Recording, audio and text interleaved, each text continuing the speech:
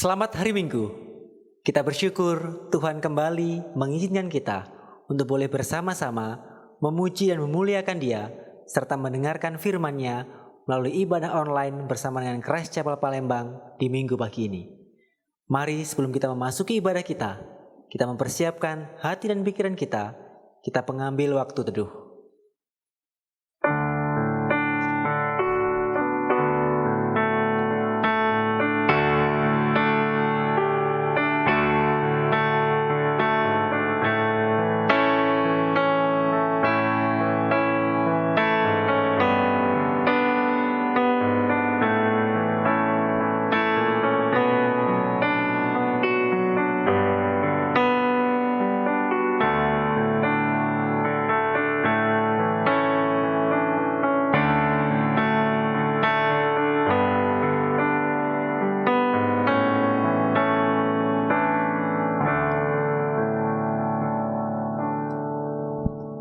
Saya mengundang jemaat sekalian untuk bangkit berdiri. Mari kita membuka ibadah kita dengan panggilan beribadah yang terambil dari Keluaran 15 ayat yang ke-11 sampai dengan ayatnya yang ke-13. Demikianlah panggilan Tuhan bagi kita di minggu pagi ini. Siapakah yang seperti Engkau di antara para Allah, ya Tuhan? Siapakah seperti Engkau, mulia karena kekudusan-Mu, menakutkan karena perbuatanmu yang masyur. Engkau pembuat keajaiban.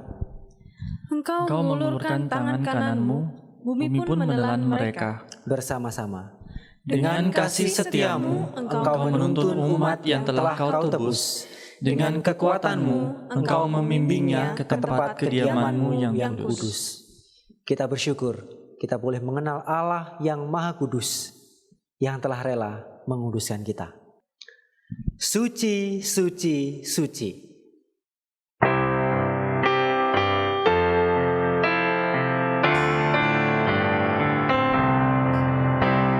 Suci, suci, suci, Tuhan Maha Kuasa. Dikau kami puji di pagi yang teduh. Suci, suci, suci, murah dan perkasa, Allah Tritunggal, agung namamu. Suci, suci, suci, Kau kudus tersungkur di depan tatamu, memberi mahkotanya. Segenap malaikat sujud menyembahmu, Tuhan yang ada selama-lamanya.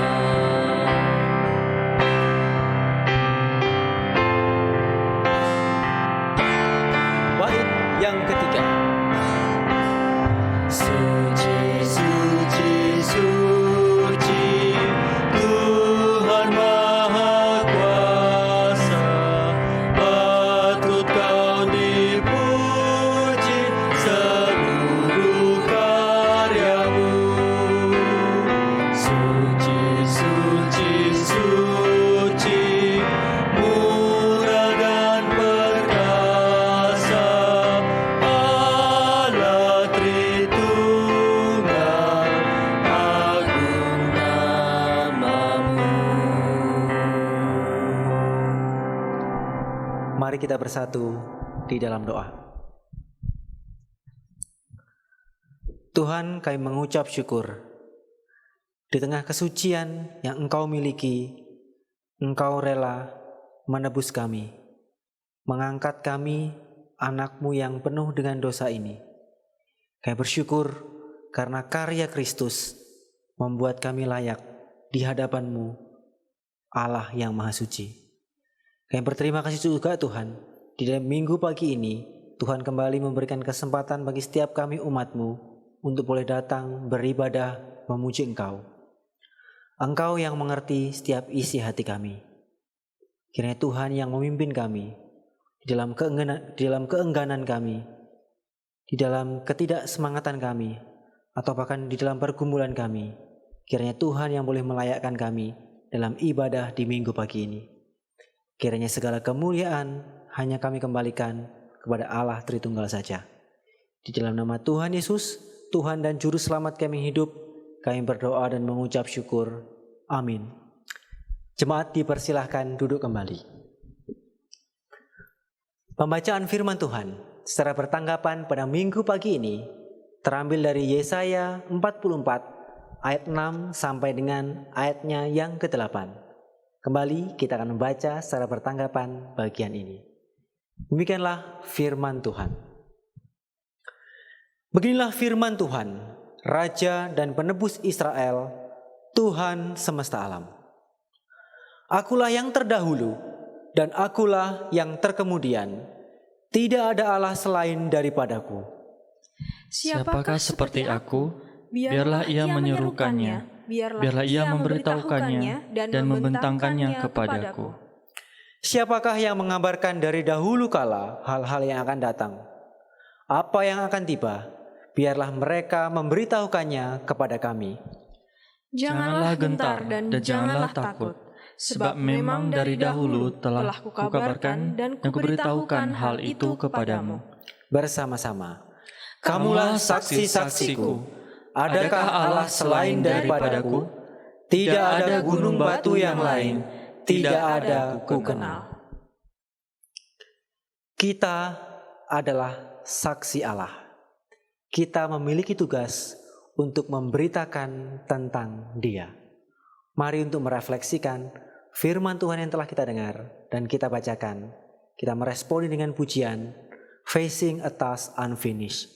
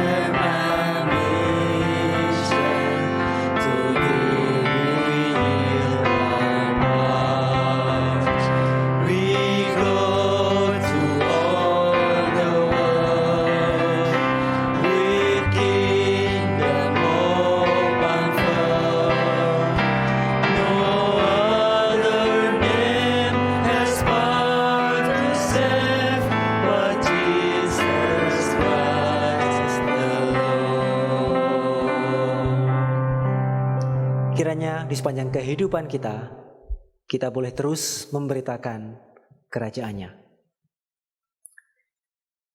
Kini tiba saatnya, bersama-sama dengan seluruh umat Tuhan di segala tempat dan di sepanjang zaman, kita mengikrarkan iman percaya kita. Saya mengundang jemaat sekalian untuk bangkit berdiri Jemaat sekalian, apakah yang engkau percaya? Aku percaya kepada Allah Bapa yang Maha Kuasa, Khalik langit dan bumi, dan kepada Yesus Kristus, anaknya yang tunggal Tuhan kita, yang dikandung daripada Roh Kudus, lahir dari anak darah Maria, yang menderita sengsara di bawah pemerintahan Pontius Pilatus, disalibkan, mati dan dikuburkan, turun dalam kerajaan maut. Pada hari yang ketiga, bangkit pula dari antara orang mati, naik ke surga, duduk di sebelah kanan Allah, Bapa yang Maha Kuasa, dan akan datang dari sana untuk menghakimi orang yang hidup dan yang mati. Aku percaya kepada Roh Kudus, gereja yang kudus dan am, persekutuan orang kudus, pengampunan dosa, kebangkitan daging, dan hidup yang kekal. Jemaat dipersilakan duduk kembali. Sebagai umat Tuhan yang berkumpul bersama-sama dalam ibadah ini, mari kita menaikkan doa syafaat kita. Saya akan memimpin doa syafaat ini, dan pada bagian akhir kita akan menutup dengan doa Bapa kami. Mari kita berdoa. Tuhan, kami bersyukur kalau Tuhan terus memberikan kami kesempatan untuk menikmati kasih setia dan berkat yang Tuhan terus limpahkan bagi setiap kami, baik berkat secara jasmani ataupun berkat secara rohani. Ampunilah kami Tuhan, umat-Mu, di tengah kesetiaan yang Kau tunjukkan. Seringkali kami adalah umat-Mu yang tidak setia. Seringkali kami baik secara sadar ataupun tidak, kami melawan ketetapan-Mu. Ampunilah kami Tuhan, pulihkanlah setiap kami. Khususnya tidak hanya dosa-dosa yang kami lakukan kepada Engkau, tetapi juga kepada sesama kami. Berikanlah kepada setiap kami kelegaan dan sukacita. Tuhan, kami berterima kasih jikalau pada minggu pagi ini, di tengah ibadah ini, Tuhan memberikan kesempatan bagi setiap kami untuk boleh menaikkan pokok doa syafaat kami. Secara khusus Tuhan, kami berdoa untuk setiap ibadah yang Tuhan izinkan diselenggarakan di berbagai tempat di dunia ini. Kami bersyukur Tuhan, di tengah masa pandemik yang ada, Allah masih boleh mengizinkan ibadah-ibadah dilaksanakan. Baik ibadah-ibadah yang telah dilakukan secara tatap muka, ataupun ibadah-ibadah yang masih dilakukan dari jarak jauh melalui media online. Kami berterima kasih Tuhan. Kiranya Allah boleh terus menggunakan sarana anugerah yang ada untuk boleh terus menguatkan kami umat-Mu yang seringkali lemah ini. Tuhan, kami berdoa secara khusus untuk Christ Chapel Palembang, KPC, Christ Chapel Kupang, dan Christ Chapel Manado. Kami berterima kasih untuk firman yang terus diberitakan. Kiranya kami boleh menjadi umat-Mu yang setia dan taat kepada firman-Mu. Kami berdoa untuk setiap hamba Tuhan yang dengan setia memberitakan Injil-Mu. Kiranya Engkau yang menjaga mereka, kiranya Engkau yang melindungi mereka, dan kiranya melalui mereka Tuhan boleh menjadikan mereka saluran berkat bagi setiap kami umat yang mendengarkan.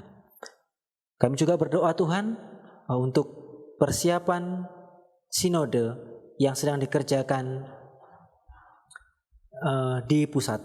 Kiranya Tuhan yang memimpin setiap proses yang dibutuhkan. Engkau yang mengetahui begitu banyak kendala yang terjadi. Engkau yang mengetahui banyak hal-hal yang harus dipersiapkan. Tetapi kiranya Tuhan ini tidak menyurutkan niat kami, tetapi ini juga boleh terus mendorong kami untuk boleh dengan serius, dengan bertanggung jawab mempersiapkan kami sebagai suatu gereja. Kami bersyukur Tuhan untuk setiap kesempatan yang Tuhan berikan. Kiranya Tuhan yang membuka jalan, kiranya Tuhan yang menyediakan sesuai dengan waktu yang telah Engkau tetapkan. Dan kiranya kepada kami, Tuhan memberikan kepada setiap kami damai sejahtera dan bijaksana. Kami juga berdoa Tuhan, di masa pandemi ini banyak hal yang kami harapkan secara normal masih belum bisa kami lakukan. Baik bagi kami yang berada di bidang pendidikan, di mana pembelajaran tatap muka belum bisa kami kerjakan, ataupun kami yang bekerja dalam bidang lainnya, dalam bidang usaha, banyak hal-hal yang belum bisa dikerjakan seperti pada umumnya, ataupun dalam konteks-konteks lain. Kami sadar Tuhan, kami membutuhkan Engkau dalam setiap situasi dan kondisi yang ada. Kiranya Tuhan yang menyertai setiap kami di tengah segala kondisi yang kami hadapi, khususnya dalam kondisi spiritualitas kami di hadapan Engkau. Kiranya Tuhan sendiri yang terus menjaga setiap kami untuk boleh terus rindu akan Engkau, khususnya di masa-masa yang tidak mengenakan seperti saat ini. Dan pada akhirnya Tuhan, kami juga menyerahkan setiap pergumulan kami pribadi masing-masing di hadapan Engkau. Kiranya Tuhan yang memimpin kami. Sertai kami Tuhan, umat-Mu yang lemah, yang sering kali gagal ini. Kiranya kami boleh mau terus belajar untuk dipimpin oleh Roh-Mu yang kudus. Boleh mau terus belajar menundukkan diri kami di hadapan-Mu yang adalah Tuhan dan Raja kami. Terima kasih Tuhan. Inilah seruan doa kami. Kiranya Tuhan sendiri menjawab sesuai dengan waktu dan kehendak-Mu, dan berikanlah kepada setiap kami sukacita. Mari Bapak sekalian kita menutup doa syafaat kita dengan doa Bapa kami. Bapa kami yang di surga, dikuduskanlah nama-Mu. Datanglah kerajaan-Mu, jadilah kehendak-Mu di bumi seperti di surga. Berikanlah kami pada hari ini makanan kami yang secukupnya, dan ampunilah kami akan kesalahan kami, seperti kami juga mengampuni orang yang bersalah kepada kami.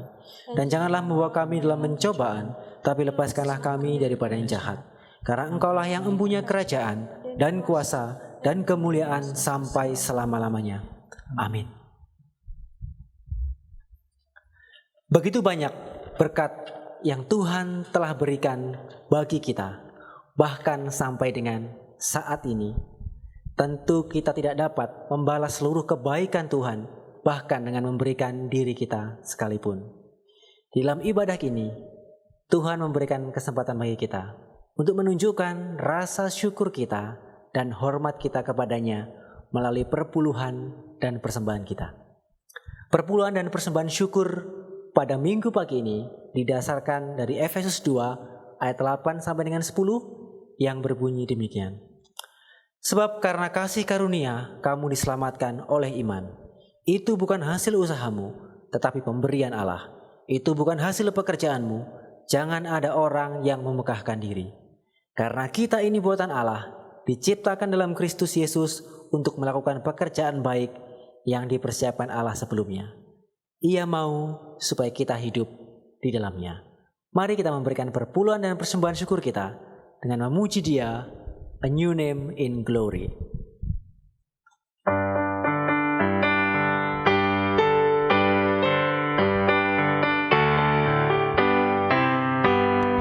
I was once a sinner, but I came, pardon to receive from my Lord. This was freely given, and I found that He always kept His word. There's a new name written down in glory, and it's mine, oh yes it's mine. And the white robe angels sings the story, a sinner has come home. There's a new name written down in glory, and it's mine, oh yes it's mine. With my sins forgiven, I am born for heaven, evermore to roam. I was humbly kneeling at the cross, fearing not what God's angry frown. When the heavens opened and I saw that my name was written down, there's a new name written down in glory, and it's mine, oh yes it's mine. And the white robe angel sings the story, a sinner has come home. There's a new name written down in glory, and it's mine, oh yes it's mine. With my sins forgiven, I am born for heaven, evermore to roam. Mari kita berdoa untuk persembahan yang telah kita berikan. Tuhan, kami mengucap syukur untuk setiap berkat yang Tuhan telah berikan, secara khusus untuk keselamatan yang Tuhan berikan, sehingga kami kelak kekekalan bersama-sama dengan Engkau. Tuhan, kami telah memberikan persembahan kami, Kiranya Tuhan boleh menerima persembahan ini sebagai bentuk ucapan syukur kami. Dan kiranya Tuhan sendiri yang terus memimpin setiap kami untuk boleh terus belajar mempersembahkan diri kami sebagai persembahan yang hidup yang Engkau berkenan. Terima kasih Tuhan, di dalam nama Tuhan Yesus kami berdoa dan bersyukur. Amin. Kini tiba saatnya kita akan mendengarkan kebenaran firman Tuhan. Kiranya Tuhan dan firman-Nya terus menjadi surya yang memimpin kehidupan kita. Kaulah ya Tuhan, surya hidupku.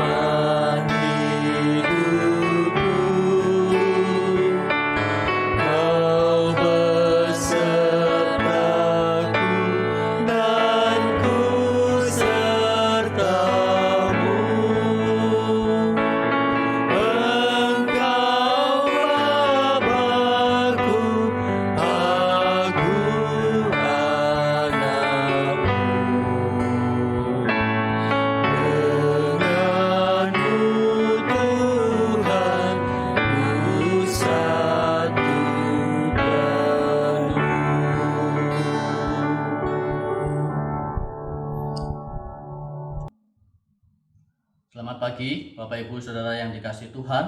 Kita bersyukur bahwa kita berjumpa kembali di dalam ibadah pada pagi hari ini, di hari yang Tuhan khususkan bagi kita untuk bersama-sama datang pada Tuhan dan belajar akan kebenaran firman Tuhan. Mari kita tundukkan kepala, kita berdoa sebelum kita bersama-sama mempelajari firman Tuhan. Mari kita berdoa. Bapa Surgawi, kami bersyukur Engkau boleh menolong kami dan menyertai kami sejauh ini. Tuhan, kami sadar sesadar-sadarnya jika kami ada sebagaimana kami ada pada hari ini, itu semua karena anugerah dan pertolongan Tuhan. Tuhan, jika sebentar kami akan merenungkan firman-Mu, kiranya Tuhan Engkau sendiri yang boleh berbicara kepada kami semua, bukan saja buat kami yang mendengar, tetapi juga terlebih hamba-Mu yang menyampaikan. Sehingga firman-Mu Tuhan boleh menjadi pelita bagi kaki kami, suluh bagi jalan kami, untuk kami bisa semakin hari semakin seperti yang Engkau kehendaki. Tuhan, doa hamba-Mu adalah Engkau bekerja mendahului kata-kata manusia, mempersiapkan setiap hati kami masing-masing, sehingga firman Tuhan boleh tertanam subur di setiap hati kami. Tuhan, bekerjalah melampaui apa yang manusia bisa pikirkan dan katakan, sehingga firman-Mu Tuhan diberitakan bukan dengan kekuatan manusia, tetapi dengan kekuatan yang berasal daripada Roh Kudus Allah sendiri. Tolong hamba-Mu yang sederhana ini Bapa, dengar seru doa kami. Demi Kristus Yesus Tuhan kami berdoa. Amin. Bapak Ibu, mari kita melihat dan melanjutkan kembali seri eksposisi kita dari surat 1 Tesalonika. Saya melanjutkan pembahasan kita dari nats bagian yang kita baca pada pagi hari ini, yakni 1 Tesalonika pasalnya yang kedua, ayat 7 sampai ayatnya yang ke-12. 1 Tesalonika pasalnya yang kedua, ayatnya yang ke-7 sampai ayatnya yang ke-12. Saya akan membacakan bagi setiap kita di tempat ini. Demikian firman Tuhan. Tetapi kami berlaku ramah di antara kamu, sama seperti seorang ibu mengasuh dan merawati anaknya. Demikianlah kami dalam kasih sayang yang besar akan kamu, bukan saja rela membagikan Injil Allah dengan kamu, tetapi juga hidup kami sendiri dengan kamu, karena kamu telah kami kasihi.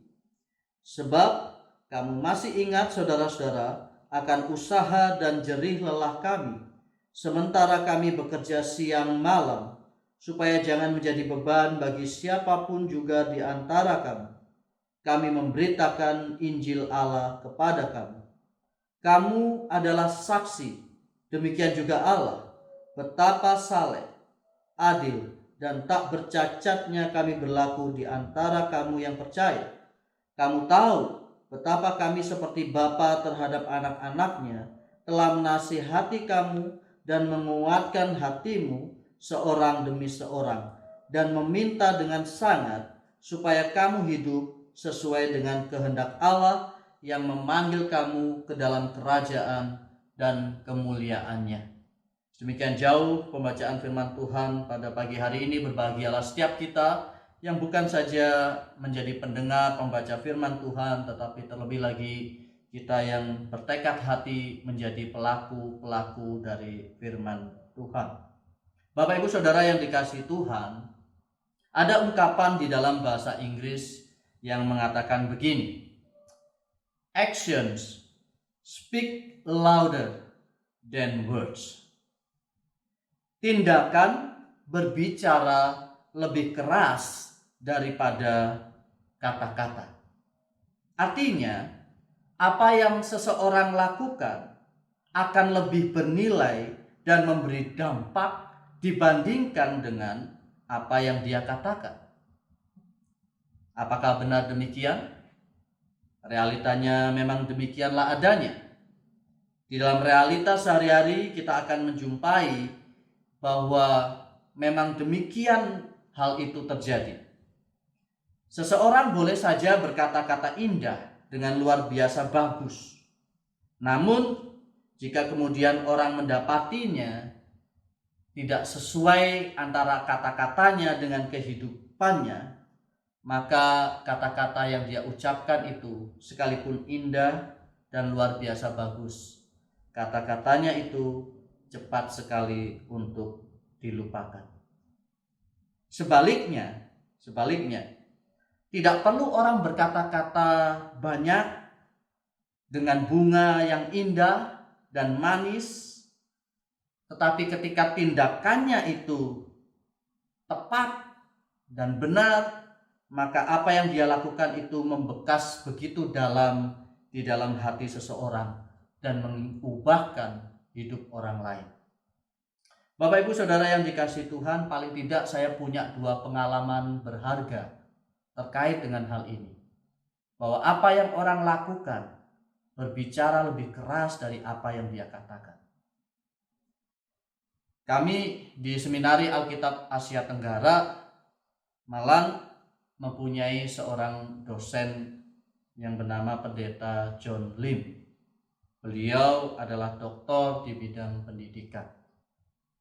Nah, satu kali pada waktu itu kita saat itu sedang akan mengadakan wisuda pertama kali di kampus yang baru. Sebelumnya kampus kami itu di daerah Arif Margono, Kasin, Malang, dekat alun-alun kota Malang, lalu pindah ke wilayah Tidar di atas dekat Batu dengan luas area yang jauh lebih luas dan bangunan yang lebih bagus. Nah, pada waktu itu saya adalah ketua senat mahasiswa yang memang sedang mengkoordinir teman-teman untuk mengadakan acara wisuda di saat malam pada waktu itu.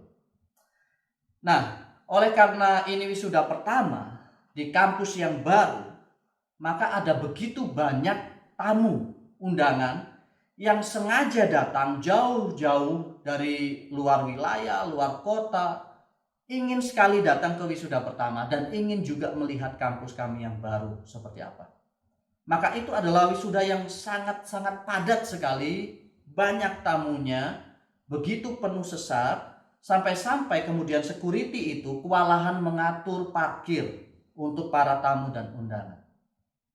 Nah, pemandangan yang menarik yang sangat berkesan kemudian adalah kami mendapati dosen kami ini, Pendeta John Lim ini, sibuk kemudian membantu security untuk atur parkir para tamu dan undangan. Bapak Ibu bisa dibayangkan seorang dosen senior dari saat malang, doktor di bidang pendidikan, mendadak jadi juru parkir dadakan. Bisa dibayangkan juga tamu-tamu undangan itu yang beberapa diantaranya adalah alumni saat begitu kaget. Kenapa? Karena mereka sedang diarahkan oleh juru parkir yang adalah mantan dosennya sendiri. Maka para alumni ini begitu gagap sekali melihat Pendeta John Lim mengatur dan mengarahkan mereka untuk parkir. Maka dengan begitu gugup dan salah tingkah, mereka mendekati Pak John Lim dan berkata, "Pak, nggak perlu atur parkir kami bisa atur kok, kami bisa bantu." Dan kalimat yang sederhana dari Pendeta John Lim, dia hanya katakan, "Oh, nggak apa-apa, nggak masalah. Siapapun juga yang menjadi orang yang mengarahkan parkir, tidak masalah." Gitu. Tidak perlu pandang siapa orangnya. Menganggap orang lain lebih utama itu jauh lebih baik. Maka beliau terkenal sekali dengan istilah altruis. Altruis dalam bahasa Yunani itu menganggap orang lain lebih utama dari dirinya sendiri. Bapak Ibu Saudara yang dikasihi Tuhan, Pendeta John Lim tidak perlu berbicara banyak tentang kerendahan hati. Tapi tindakannya sudah membekas di dalam hati kami tentang apa itu kerendahan hati. Dia tidak perlu berkhotbah panjang lebar tentang mengutamakan orang lain. Tindakannya sudah membekas di hati kami. Bagaimana kami harus belajar mengutamakan orang lain. Pengalaman yang kedua saya jumpai dengan sahabat saya sendiri. Namanya Pendeta Luki Samad. Beliau sekarang melayani di GKY Mangga Besar, Jakarta. Pada waktu itu kami masih mahasiswa. Dan mahasiswa di dalam asrama, kampus laki-laki, kita biasa kalau selesai jam belajar mandiri, kita masih punya sedikit waktu untuk bisa refreshing, naik ke atas. Persis di atap asrama kami itu flat, dan kita bisa melihat bintang yang cukup jelas, cukup bagus di wilayah Malang, yang tidak terlalu banyak lampu dan bintang masih terlihat dengan jelas sekali. Maka satu kali karena pergumulan dan masalah, sahabat saya ini naik ke atas, sendirian di atas, berdiam diri di atas. Saya sempat melihat dia naik ke atas, maka saya hampiri dia. Saya naik ke atas, persis di atap asrama laki-laki, dia sedang termenung sendiri melihat bintang. Saya tahu dia sedang ada pergumulan. Maka saya hampiri dia, saya duduk di sampingnya dia. Saya tidak ngomong banyak. Saya tidak berbicara sepatah kata pun. Saya hanya datang, duduk bersama dengan dia, menemani dia berdiam diri. Kira-kira 10-15 menit. Setelah itu saya tepuk bahunya dan saya kembali turun pergi ke kamar. Bapak Ibu tahu, setelah kami lulus dari saat sudah lama sekali peristiwa itu terjadi, satu waktu dia ngomong kepada saya, "Her, kamu tahu, ketika kamu menghampiri saya di atap asrama di malam hari itu, saya begitu bergumul dan saya sulit sekali berbicara. Tetapi kamu datang, tidak berbicara, hanya duduk, menepuk pundak saya. Tapi apa yang kamu lakukan itu lebih dari cukup. Lebih dari cukup untuk menenangkan hati saya dan menyadarkan saya bahwa saya tidak sendiri di dalam pergumulan hidup ini. Ada orang-orang yang mengasihi saya, walaupun tidak banyak berbicara dan berkata-kata untuk saya. Tapi itu lebih dari cukup." Bapak Ibu Saudara yang dikasihi Tuhan, kira-kira nuansa seperti inilah yang sebetulnya kita bisa rasakan ketika Paulus berbicara tentang bagaimana dia dalam kasih sayang yang besar kepada jemaat di Tesalonika bukan saja membagikan berita Injil, tetapi juga membagikan hidupnya sendiri. Not only the gospel of God, but our lives also. Paulus tahu benar bahwa bagaimana dia hidup dan membagikan hidupnya bagi orang lain, memberikan bobot bagi pemberitaan Injil yang dia bawa. Bahwa apa yang dia lakukan akan berbicara lebih keras dari sekedar apa yang dia katakan. Bapak Ibu Saudara yang dikasihi Tuhan, teks yang kita baca adalah bagian kedua dari upaya Paulus untuk mengingatkan jemaat di kota Tesalonika tentang apa yang dia kerjakan bagi mereka. Jika kita memperhatikan sepanjang perikop ini di pasal yang kedua ayat 1 sampai 12, maka kita akan jumpai beberapa ungkapan seperti ini. Misalnya, ayat pertama, kamu sendiri pun memang tahu. Kamu memang tahu. Ayat yang kedua, seperti kamu tahu. Ayat yang kelima, hal itu kamu ketahui. Ayat 9 mengatakan, sebab kamu masih ingat. Ayat 10 dikatakan, kamu adalah saksi. Ayat 11, kamu tahu.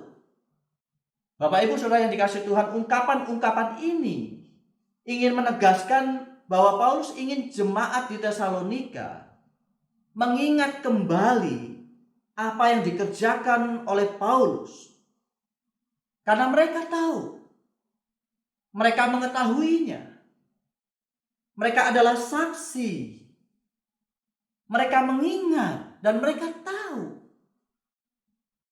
Mereka adalah saksi atas apa yang Paulus lakukan dan kerjakan di sana dalam rangka pemberitaan Injil. Jadi Paulus ingin mereka mengingat itu semua. Kenapa? Mengapa Paulus perlu mengingatkan jemaat di Tesalonika tentang apa yang dia kerjakan di sana? Setidaknya ada dua alasan, Bapak Ibu Saudara yang dikasihi Tuhan. Ada dua alasan. Alasan yang pertama, untuk membungkam orang-orang yang berusaha mendelegitimasi berita Injil yang Paulus sampaikan. Orang-orang yang berusaha untuk kemudian mendowngrade berita Injil yang Paulus bawa. Kita tahu ada orang-orang yang tidak suka dengan berita Injil masuk ke Tesalonika. Mereka kemudian mencari-cari kesalahan Paulus, celah di dalam diri Paulus, sehingga dengan demikian mereka mementahkan berita yang Paulus bawa, yaitu berita Injil. Dan karena itu, Paulus dalam bagian yang pertama perikop ini berbicara banyak sekali tentang motivasinya memberitakan Injil. Motivasi Paulus memberitakan Injil bukanlah didorong oleh keinginan atau motif-motif yang jahat.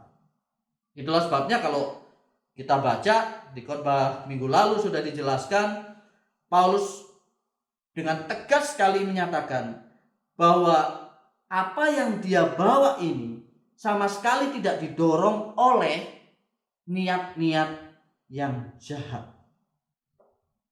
Perhatikan, Paulus berbicara tentang, tetapi sungguh pun kami sebelumnya seperti kamu tahu telah dianiaya, dia beroleh keberanian. Sebab kenapa? Sebab nasihat kami tidak lahir dari kesesatan.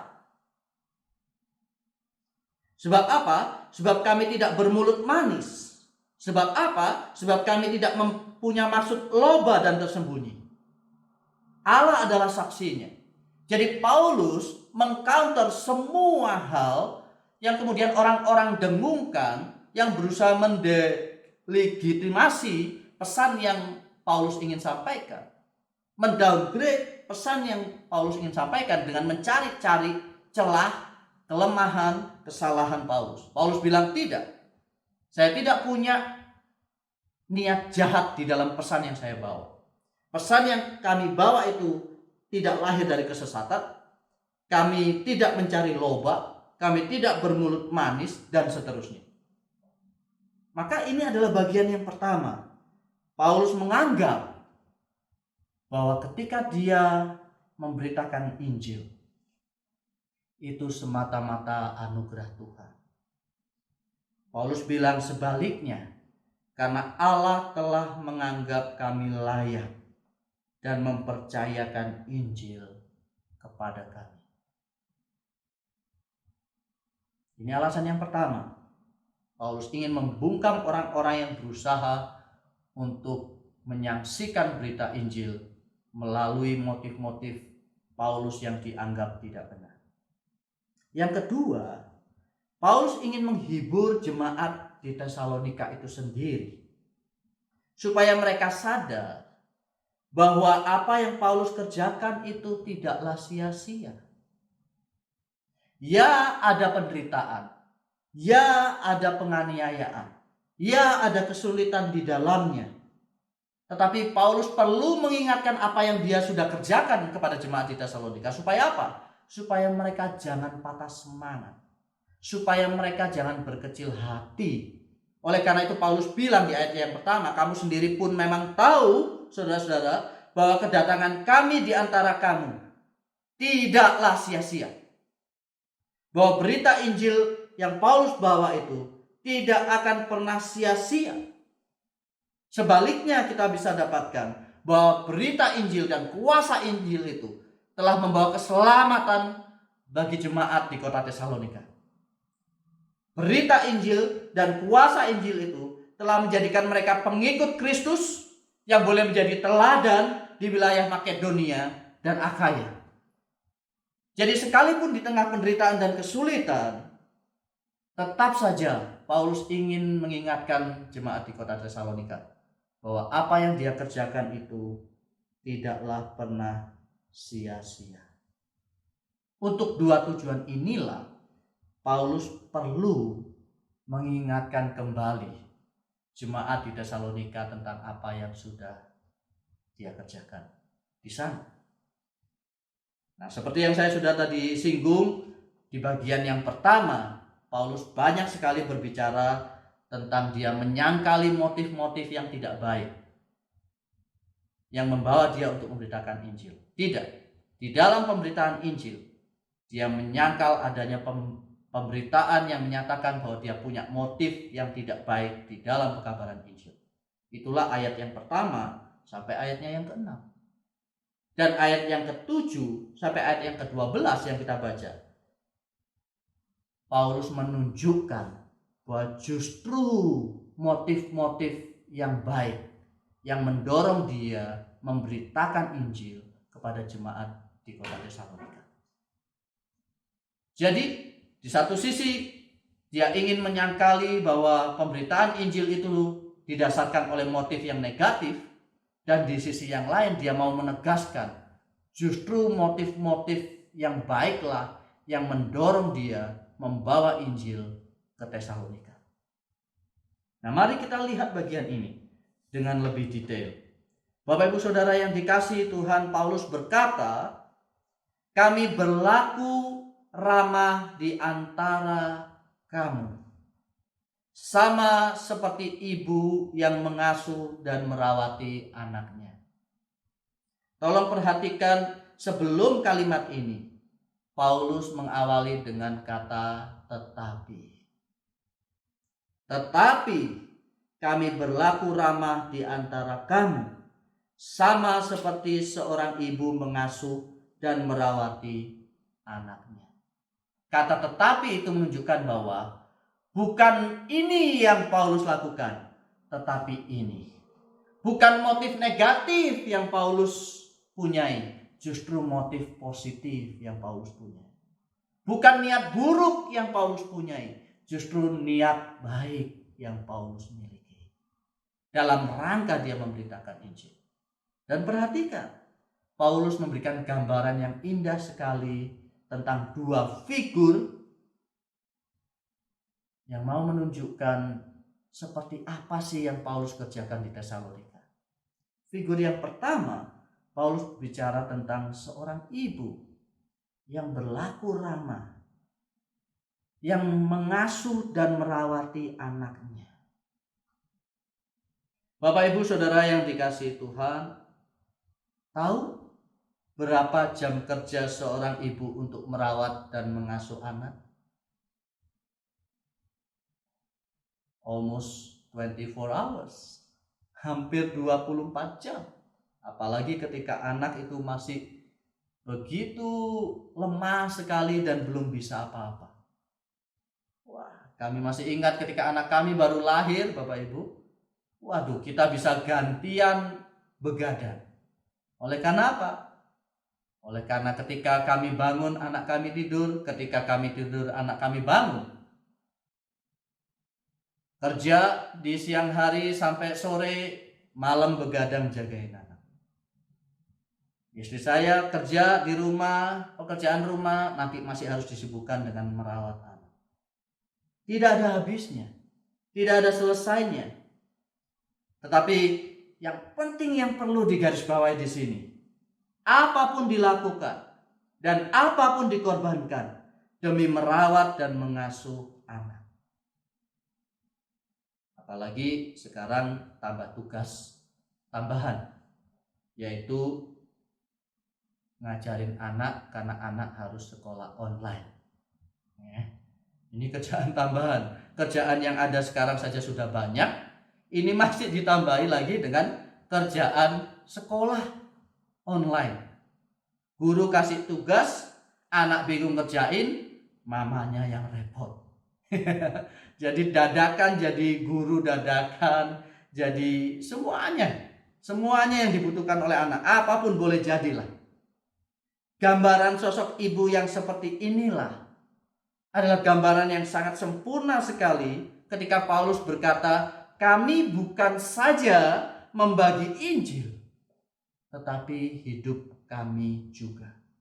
Kami bukan saja membagi Injil, kami membagi hidup kami juga.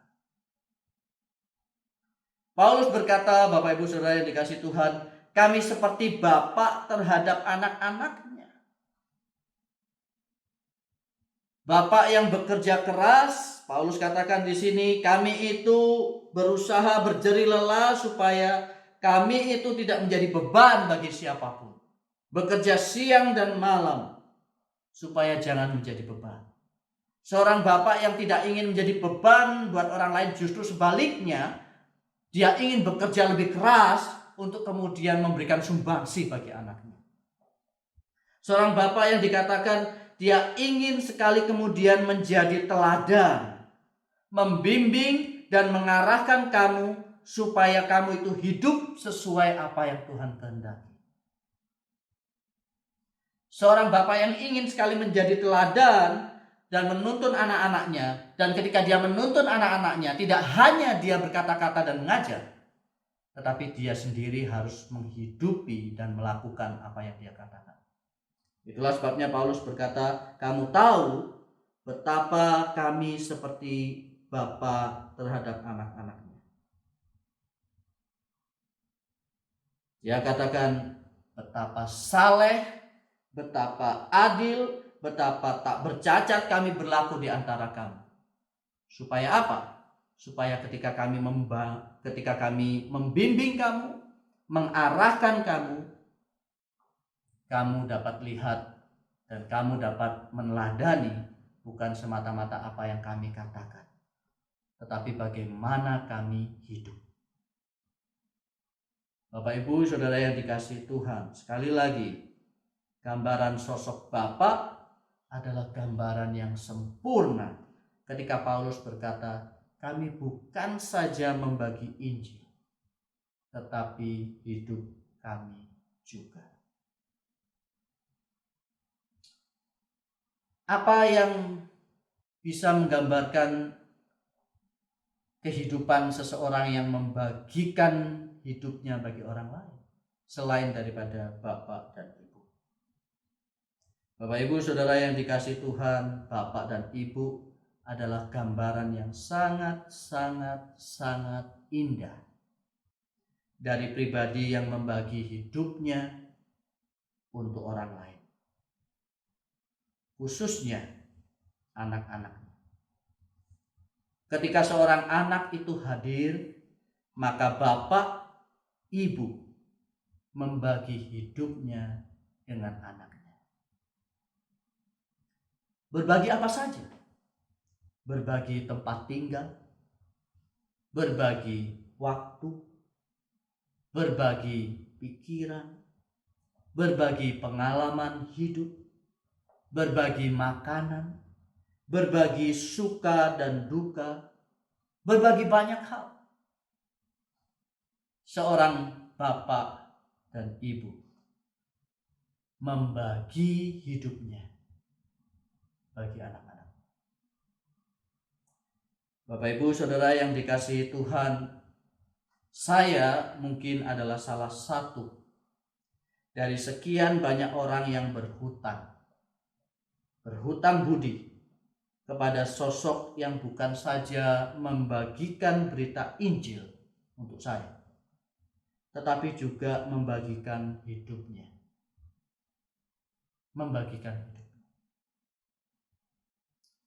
Alasan ini juga yang mendorong saya untuk belajar, Bapak Ibu Saudara yang dikasihi Tuhan, supaya saya itu bukan saja membagikan berita Injil bagi orang lain, tetapi sedapat mungkin saya belajar ingin juga membagikan hidup untuk orang lain. Itulah sebabnya selain mengajar, Bapak Ibu, beberapa tahu saya juga bersama-sama dengan mahasiswa di asrama, hidup bersama dengan mereka, sehari-hari bersama dengan mereka. Saya perlu belajar bukan saja membagikan berita Injil melalui perjumpaan dengan mahasiswa di kelas, tetapi juga membagikan hidup saya sendiri, waktu, tenaga, pikiran, pengalaman hidup bersama dengan mereka juga. Mungkin tidak banyak orang tahu bahwa sesungguhnya di dalam perjalanan rohani saya berhutang budi terhadap salah satu figur orang NTT, Nusa Tenggara Timur. Dia adalah kakak rohani saya. Namanya adalah Evangelis Samuel Kase STH, marganya Kase, Samuel Kase. Kami biasa memanggilnya Kak Sem. Kak Sem. Kak Sem adalah staf Perkantas Jawa Timur pada waktu itu. Sekaligus juga guru agama saya ketika saya masih duduk di bangku SMP, di SMP Negeri 3 Surabaya. Banyak pengalaman yang saya tidak mungkin ceritakan satu-satu, Bapak Ibu Saudara yang dikasihi Tuhan, di dalam kesempatan ini. Tetapi paling tidak saya mau garis bawahi hal ini, bahwa beliaulah yang memperkenalkan saya kepada Kristus. Saya masih ingat retreat pertama saya di SMP Negeri 3 waktu itu, yang pada akhirnya membawa saya datang kepada Tuhan di dalam anugerah Tuhan, mengingat akan dosa saya dan mengaku dosa saya dan percaya Kristus. Adalah retreat yang sesungguhnya saya tidak bisa bayar. Tidak mahal sebenarnya, waktu itu 7.500. Tapi uang segitu pun saya tidak punya.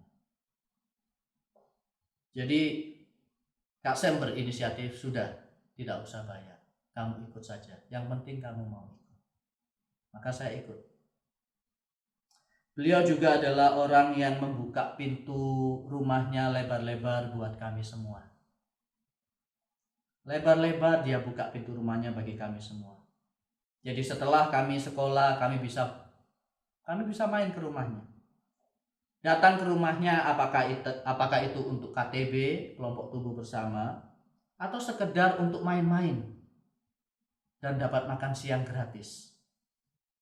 Terus terang, untuk seorang anak yang sejak kelas 4 SD nggak punya mama, karena mama Tuhan panggil pulang sejak saya kelas 4 SD, maka mendapat makan siang gratis itu sesuatu banget, gitu. Sesuatu banget. Maka kadang-kadang saya memang sengaja untuk datang ke rumahnya Kak Sam hanya untuk main dan makan siang. Dia membuka pintu rumahnya lebar-lebar bagi kami datang. Gajinya sebagai guru SMP Negeri 3 waktu itu 75.000 per bulan. Itu sih bukan gaji, uang transport lebih tepat. Tapi itu pun Kak Sam tidak ambil. Tidak ambil. Dia hanya tinggalkan di TU. Kemudian dia beritahu kami semua adik-adiknya. Ya. Dia bilang kalau kalian butuh uang untuk bayar sekolah atau kebutuhan sekolah yang lain, silakan datang ke TU. Cukup beritahu Kak Sam minta saya datang ke TU pakai uang transportnya dia untuk uang sekolah atau keperluan sekolah yang lain. Dan saya adalah salah satu dari anak didiknya yang kesulitan bayar uang sekolah dan setiap bulan hanya datang ke TU untuk tanda tangan. Karena beliau yang membantu saya dengan SPP bulanan. Bapak Ibu Saudara yang dikasihi Tuhan, saya belajar banyak tentang apa artinya bukan saja membagi Injil dan berita Injil kepada orang lain, tetapi betapa indahnya jika Injil itu kemudian hidup, dihidupi, dan dilakukan, dan pesannya menjadi jauh-jauh lebih powerful, jauh-jauh lebih kuat. Karena apakah itu Injil? Injil adalah berbicara tentang Kristus yang memberikan dan membagikan nyawanya bagi saya, bagi Bapak Ibu Saudara yang dikasihi Tuhan, supaya olehnya kita beroleh keselamatan, pengampunan dari Tuhan. Injil berbicara tentang membagikan hidup, memberikan hidup. Kristus sudah melakukannya. Itulah berita Injil. Alangkah indahnya jika berita Injil itu kemudian menjadi nyata ketika pembawa pesan Injil itu juga menghidupi kehidupan yang berpadanan dengan Injil, yaitu kehidupan yang diberikan bagi orang lain dan kehidupan yang dibagikan bagi orang lain. Oleh karena apa? Oleh karena Kristus terlebih dahulu memberikan nyawanya bagi kita, maka kata Yohanes, kita pun wajib memberikan nyawa kita bagi orang lain. Yesus Kristus sudah memberikan hidupnya bagi kita, kita pun wajib memberikan hidup kita bagi orang lain. Sehingga pesan Injil itu bukan hanya di kata-kata, tetapi dihidupi dan dilakukan. Bapak Ibu Saudara yang dikasihi Tuhan, adakah kita mengingat sosok yang membawa kita kepada Injil? Bukan saja karena berita dan kata-kata yang disampaikannya, tetapi terlebih oleh karena hidupnya yang dibagikan bagi kita. Kita perlu bersyukur bila mana di dalam perjalanan kehidupan kerohanian kita, Tuhan tempatkan sosok yang demikian bagi kita. Apakah Bapak Ibu punya? Seperti halnya Paulus bagi Tesalonika, seperti halnya Kak Sam bagi saya. Kiranya kita boleh mengingat orang-orang yang Tuhan tempatkan sebagai sosok yang dipakai oleh Tuhan, memberikan hidupnya dan membuat kita mengenal Injil. Yang kedua yang penting untuk kita renungkan adalah, adakah kita rindu juga berbagi bukan saja berita Injil bagi orang lain, tetapi kita juga rindu berbagi hidup kita sendiri bagi siapapun orang yang Tuhan tempatkan di sekeliling kita. Siapapun. Saya yakin dan percaya tidak pernah kebetulan Tuhan menghadirkan dan mempertemukan kita dengan orang-orang yang ada di sekeliling kita saat ini. Kristus sudah memberikan hidupnya bagi kita. Itulah berita Injil. Maka kiranya kita juga didorong oleh kasih sayang yang besar, yang sama halnya yang sudah kita terima dari Kristus. Kita pun juga rindu membagikan Injil, bukan hanya melalui kata-kata, tetapi melalui hidup kita juga. Sehingga melalui hidup kita yang kita bagikan buat orang lain bisa melihat Kristus di dalamnya dan mengenal Kristus di dalamnya. Tuhan menolong kita.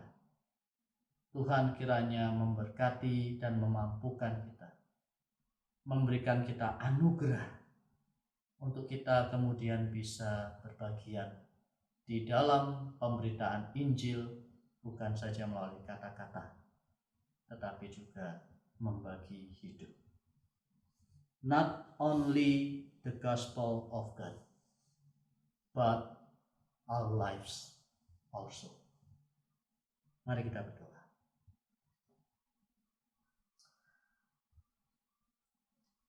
Tuhan, kami bersyukur. Kami bersyukur bahwa Engkau sudah memberikan hidup-Mu bagi kami. Itulah Injil. Ajarlah kami juga belajar memberikan hidup kami bagi orang lain, sehingga melalui kami pun orang menerima Injil. Terima kasih untuk teladan yang indah yang Paulus berikan.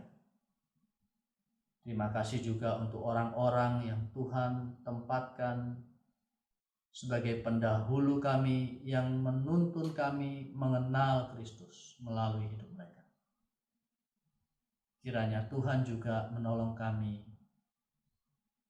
mengerjakan hal yang sama bagi orang lain, bagi siapapun yang Tuhan tempatkan di sekeliling kami. Ya Tuhan, hamba-Mu selesai berbicara. Doa hamba-Mu adalah kiranya Roh Kudus Allah bekerja melampaui kata-kata manusia yang terhenti untuk menggelisahkan hati kami sedemikian rupa, dengan mengerjakan di dalam hidup kami kerinduan yang besar untuk berbagian di dalam Injil yang Tuhan karuniakan. Terima kasih Bapa di surga. Tolong kami, mampukan kami. Demi nama Tuhan kami, Yesus Kristus, kami berdoa. Amin. Demikianlah firman Tuhan yang telah kita dengar. Kiranya kebenaran yang telah kita dengar boleh terus mendorong kita untuk memberitakannya. I'll tell the world.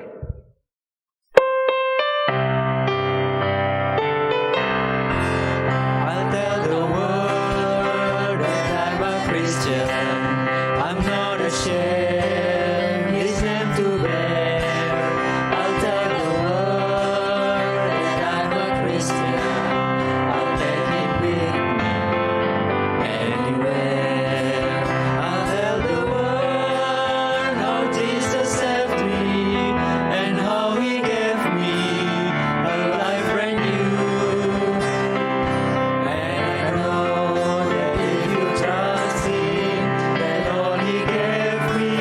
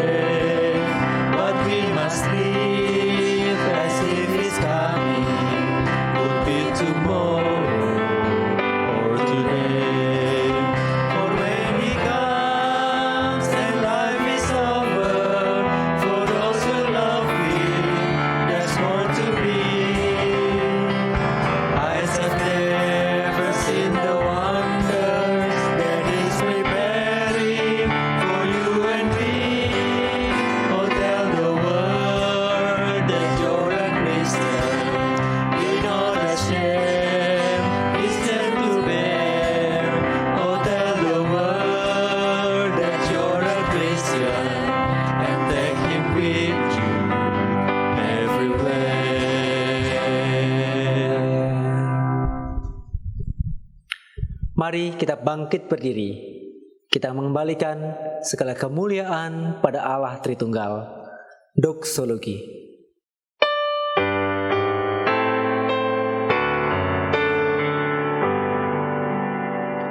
Praise God from whom all blessings flow. Praise Him, all creatures here below. Praise Him above the heavenly hosts. Praise Father, Son, and Holy Ghost. Amen.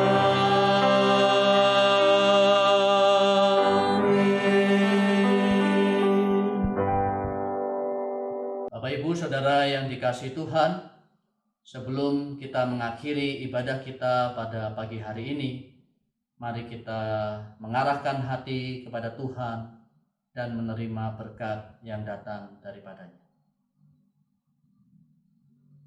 Kiranya anugerah yang tiada terkira dari Allah Bapa kita, di dalam kasih karunia-Nya melalui putranya yang tunggal, Tuhan kita Yesus Kristus, pertolongan, penyertaan, penghiburan dari Allah Roh Kudus yang senantiasa menyertai kita, boleh mengiring senantiasa di dalam perjalanan hidup kita untuk menjadi saksi bagi Injil, bukan saja saksi di dalam kata-kata, tetapi di dalam membagi hidup bagi orang lain.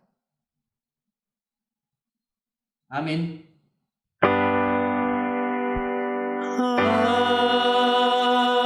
Amin. Amin.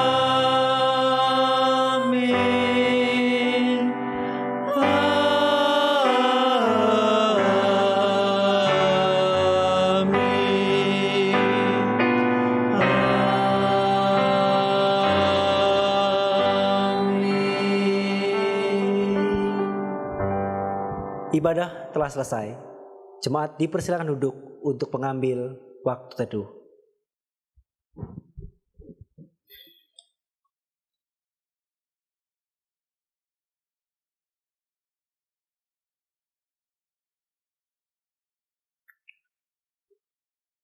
Demikianlah ibadah kita pada minggu pagi ini. Kiranya Allah berkenan terhadap setiap puji-pujian yang kita naikkan. Dan kiranya firman yang telah diberitakan boleh terus menguatkan dan memimpin kita di sepanjang minggu ini. Tuhan memberkati dan sampai bertemu kembali dalam ibadah selanjutnya.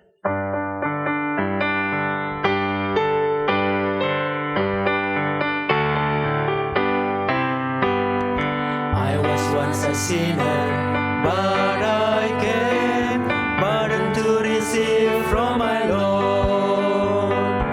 This was freely given, and I found that He always kept His word. There's a new name written down in glory, and it's mine, oh yes, it's mine. And the white robe angel sings the story, a sinner has come home. There's a new name written down in glory, and it's mine, oh yes, it's mine. With my sins forgiven, I am born for heaven, evermore to roam. I was humbly kneeling at the cross, fearing not what God's angry frown. When the heavens opened and I saw that my name was written down, there's a new name written down in glory, and it's mine, oh yes, it's mine. And the white robe angel sings the story,